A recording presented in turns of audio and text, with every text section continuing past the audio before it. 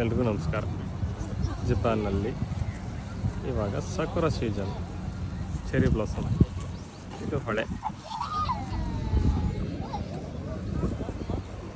So ಹೊಳೆ ಬಾಜು ಗಿಡ ನೆಟ್ಟಿದ್ದಾರೆ. ಸಕುರ ಟ್ರೀ ಅವಾಗ ಇದೆ. ಈ ಕಡೆನೂ ಹೊಳೆ.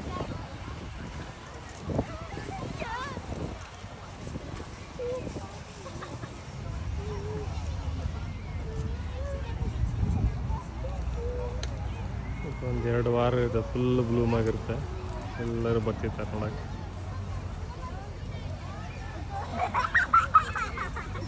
ನಮ್ಮ ಕಡೆ ಯುಗಾದಿ ಯುಗಾದಿ ಹಬ್ಬ ಆಗುತ್ತಲ್ಲ, ಆ ಸೀಸನ್ ಇದೆ. ಎಲ್ಲರೂ ಬಂದು ಪಿಕ್ನಿಕ್ ಹೋದಂಗಾರೆ.